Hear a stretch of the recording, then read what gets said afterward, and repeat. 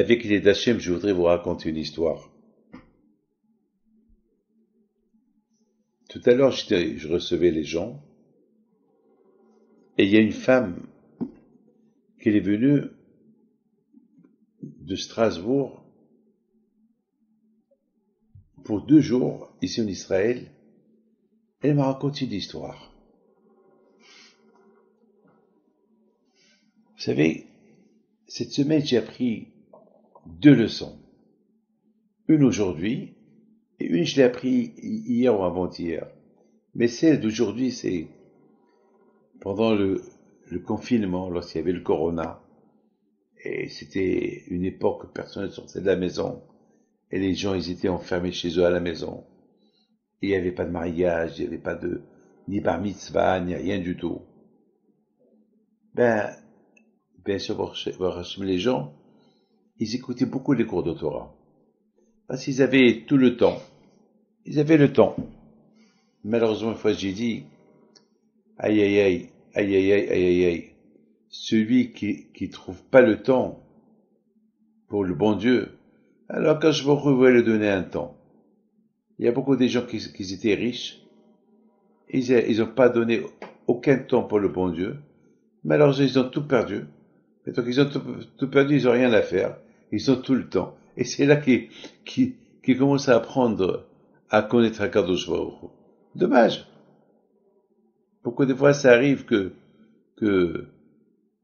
quelqu'un qui ne veut pas trouver un temps pour le bon Dieu, quand je vois il apporte une petite maladie, alors il est malade, il ne peut plus travailler. Alors là, mettons qu'il est malade, alors il a le temps. Il y a aussi des gens qui n'ont pas le temps pour le bon Dieu, alors ils trouvent le temps lorsqu'ils perdent un de leurs parents, après 120 ans. Alors pendant une semaine, ils n'ont pas le droit de travailler, alors ils écoutent des cours de Torah, les rabbins qui viennent leur présenter condoléances. C'est dommage qu'on doit trouver que c'est le bon Dieu qui nous trouve le temps pour Dieu, pour le connaître. Il faut avoir l'émouna. Il faut toujours trouver ce temps. On dit, Eit la'asot Hashem, Hifiru Toratecha. Il faut toujours trouver un temps pour le bon Dieu. Il ne faut pas aller toujours contre la Torah. Trouve un temps. Parce que celui qui ne trouve pas le temps pour le bon Dieu, pour la Torah, c'est comme s'il va contre Akadosh Baruch Hu. Alors cette femme, elle nous a raconté que, bon Hachem, pendant le confinement, elle s'est dit, bon, c'est le moment que je peux découvrir le bon Dieu. Alors elle écoutait les cours de Torah. Le matin, chaque matin, je faisais des cours de Torah. L'après-midi, le soir, il y avait une époque beaucoup de cours de Torah, parce que les gens étaient confinés, ils sortaient pas dehors. Alors tout le monde il écoute. Alors la pauvre, elle a commencé à une fois dans mes cours, j'ai dit, je reçois beaucoup de coups de téléphone, des emails, des gens qui disent, ah, maintenant, on peut plus sortir, on peut plus, voilà, on a l'âge de se marier, il y a plus de shidduchim, on n'a même pas le droit de rencontrer quelqu'un, on peut même pas aller nulle part, pas de voyage, comment? Une fois j'avais dit, il faut pas avoir peur. Akadosh Baruch Hu, il a son calcul. Hachem, il a son calcul. Beaucoup de fois, je disais aux gens, n'ayez pas peur. Même pendant le confinement, Akadosh Baruch Hu, il a déjà prévu tel pour tel, tel pour tel. Voilà, il faut pas avoir peur. Il faut avoir la mémoire. De la même façon qu'on mange, on a mangé pendant le confinement, alors on trouvera notre mazal même pendant le confinement. Et cette femme-là, ça lui a donné beaucoup d'espoir que, Be'ezat Hashem, même pendant le confinement, et pourtant, et c'est une femme qui est divorcée, la pauvre, et elle veut encore refaire sa vie. Et bon, Hashem, Hakadosh Baruch Hu, il a exécuté ses prières, il a rencontré quelqu'un, un shidour, ils se sont rencontrés dans la gare. Et à la gare, après 1 heure de discussion, ils ont décidé de se marier. Bon, Hachem, ils sont mariés, ils sont venus aujourd'hui. me voir pour me le raconter. Ça, c'est quelque chose que j'ai appris. Et c'est pas que j'ai appris, ça m'a fait plaisir de voir que celui qui a les moyens à Kadosh Baruch Hu est réussi. Bereshit bara Elokim. Dans la paracha de Noah, il y a un problème.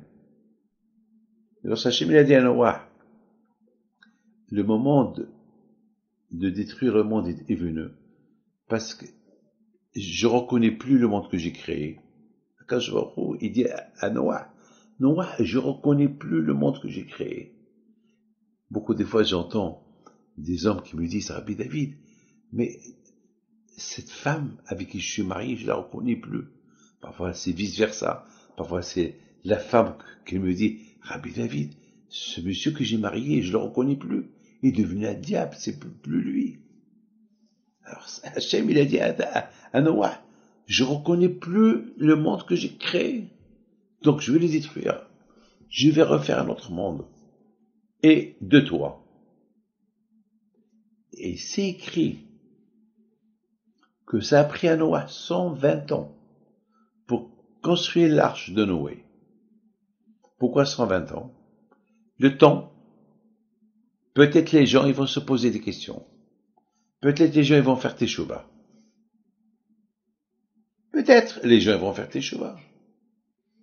Ils vont voir que Adam, que Noah, il construit un bateau gigantesque, un grand bateau, 3 étages. Et les gens, ils viennent du monde entier. Ils venaient voir, waouh! C'est comme si on parle de la Tour Eiffel, les Havdil. C'est à cette époque-là, les gens, il n'y avait pas des immeubles. C'était, ils vivaient comme préhistoriques, pas préhistoriques des millions d'années, non. C'était après l'année 1500, la création du monde. Mes amis, les gens ne se posaient pas de questions. Ils étaient loin de la Emouna en Akadosh Baruch Hu. Le contraire, rigolaient sur Noah. Et ils ont pris Noah pour un rigolo. Ils savaient que Noah, c'est un homme intelligent, un savant. Alors, il est en train de faire un jeu. C'est tout. Quelque chose de symbolique. Qui pouvait le croire? Personne l'a cru. Mais les questions se posent. Mais pourquoi ils se sont pas posé la question? Peut-être ça va arriver. Qui se pose la question? Peut-être. Il y a un peut-être. Non, ils étaient sûrs. C'est de la rigolade tout ça.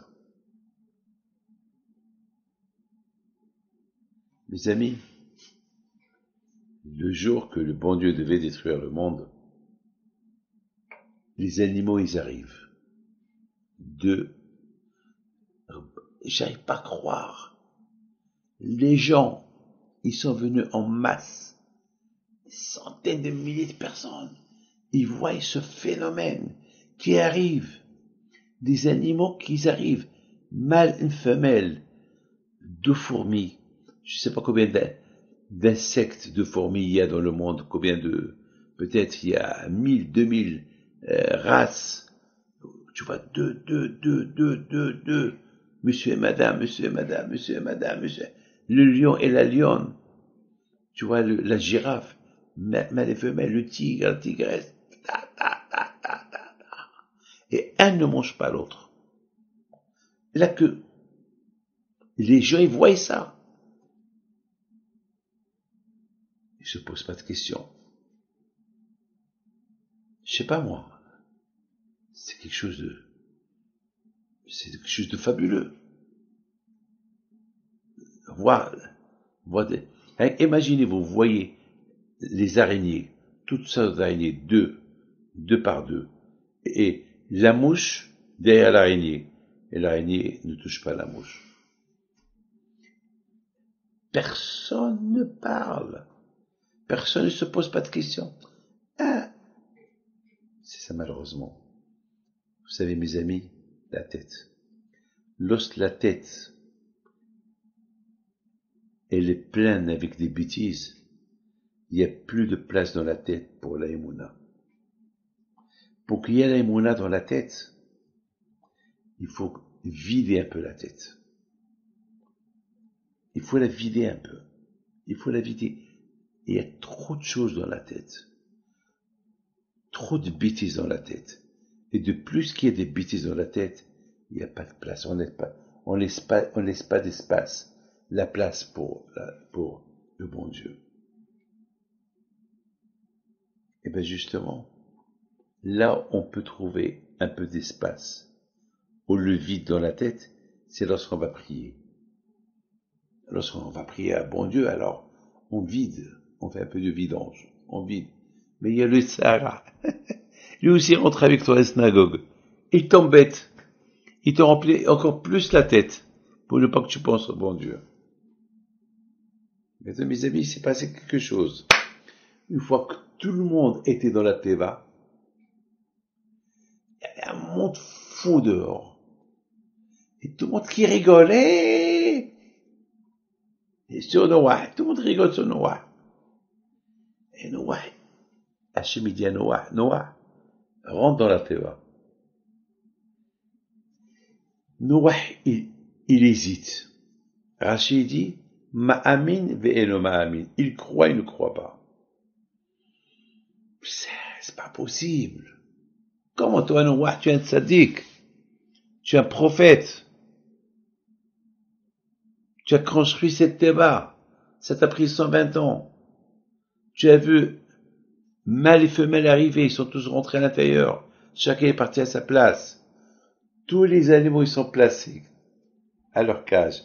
Monsieur, madame, le lion, la lionne, dans leur cage, chacun à sa place. Et un ne mange pas l'autre. Quel respect. Il y avait une lumière, la Shekhina. Parce qu'il n'y avait pas de lumière. Il n'y a pas de feu. Comment une boule enfermée, il y a de la lumière. La Shekhina. Une lumière spirituelle. Il illumine tout. Imaginez-vous, la Teva fermée pendant 1 an. Il n'y a pas d'air qui rentre. Tout le monde pouvait exploser. Tout le monde pouvait mourir asphyxié. Et le manger, il n'y avait pas de frigidaire. Avec quoi le lion il a mangé? Qu'est-ce qu'il a mangé le lion? De la viande. Mais elle n'a pas pourri cette viande. Donc Noah il a pris des tonnes et des tonnes de toutes sortes de nourriture. Il n'y avait pas de frigidaire. Rien n'a pourri. C'est Hachem. Le Hachem, il veut maintenir quelque chose, et reste intact. C'est Daïmouna tout ça. Moi, je peux rester des heures et des heures et des jours à parler de la Emouna à Kadosh Baruch Hu, ce que la Torah nous raconte, et me renforcer dans ma Emouna, puisque j'ai pas compris. Noah, le tzaddik, soudainement, il hésite. Il rentre pas. Il est à l'intérieur, dehors. Il croit, il ne croit pas. D'un côté, il croit, parce que c'est fabuleux. Tous les animaux qui ont eu des rapports avec d'autres animaux, la Théba, elle les a rejetés. Tous ceux qui sont purs, les animaux purs, ils sont rentrés. En plus, ils voient que Akadosh Baruch Hu, il commence à voir le temps qui change. Soudainement, il commence à pleuvoir. Et Noah, il ne rentre pas. Peut-être, il va y avoir un changement. À cette époque, Raham dit, il croit, comment il croit? Il croit pas. Ben, mes amis, la réponse est, c'est que, bien sûr que Noah, c'était un grand croyant. Bien sûr que Noah, il croyait, bien sûr. Il n'y a aucun doute. Noah, il croit. Il croit en Dieu. Mais Noah, il disait, peut-être Hachem va changer d'avis. Peut-être il va changer d'avis. Si je rentre à l'intérieur, alors ça veut dire que j'ai condamné le monde. Mais peut-être les gens qui sont en train de me voir, avec tout ce qu'ils ont vu maintenant, ils ont vu tous ces animaux, peut-être ils peuvent faire teshuva. Il y a un espoir. Vous avez compris ce que je dis? Noah, il s'est dit, peut-être il y a un espoir. Parce que si je rentre et je ferme la teba, je casse espoir. Ils vont pas faire teshuva. Alors il y a toujours un espoir. Peut-être le fait, après tout ce qu'ils ont vu, le choc de voir tous ces animaux arriver, monsieur et madame, et l'un ne mange pas l'autre, et ceux qui sont pas cachers, ceux qui ont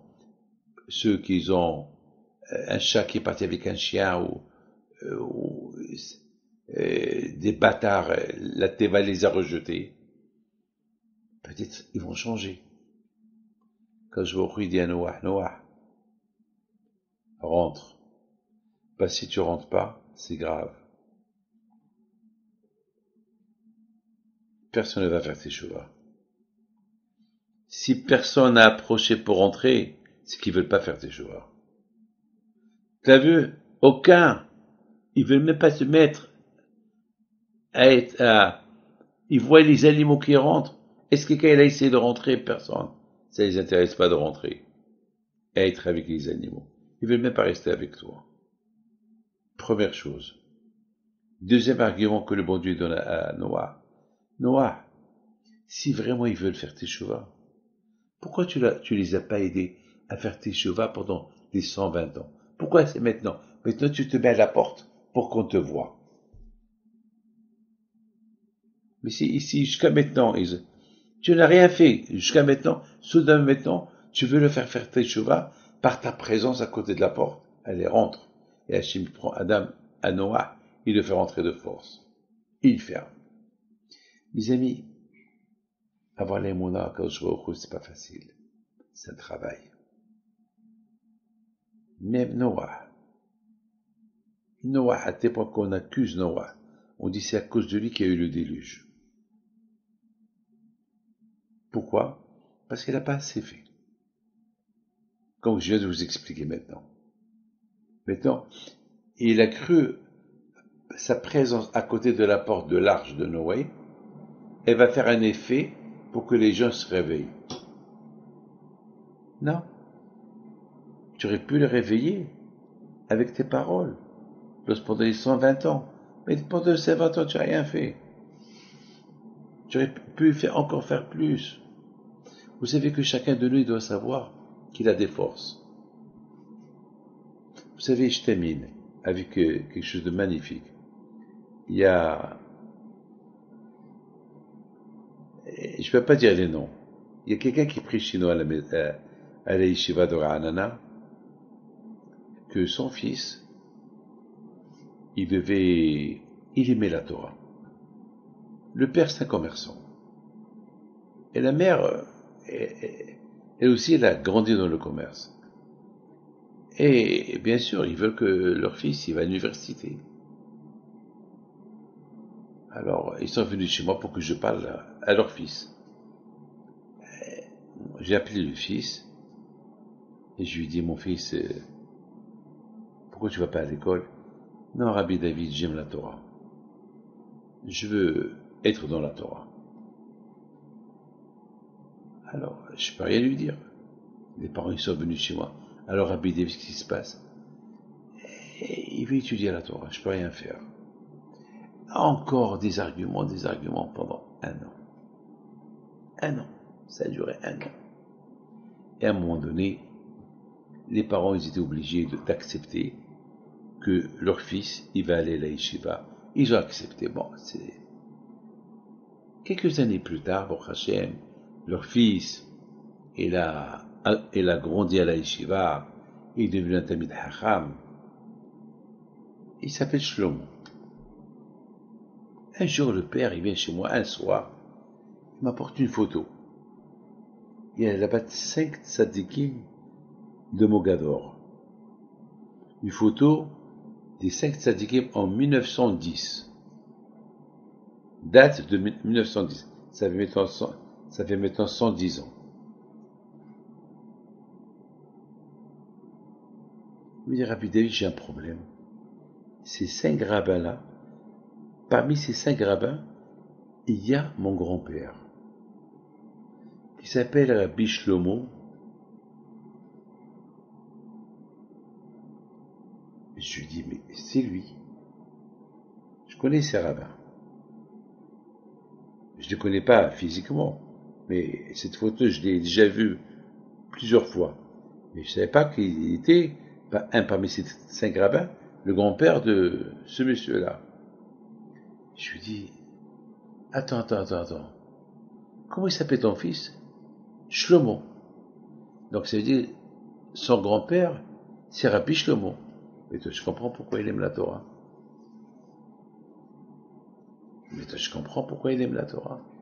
Et aujourd'hui, grâce à Dieu, c'est un Talmid Chacham, il est marié, c'est un rabbin, et beaucoup de fois, il est dans des cours de Torah à la Yeshiva.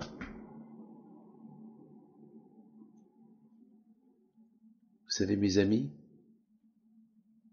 ce qui nous appartient, il nous appartient.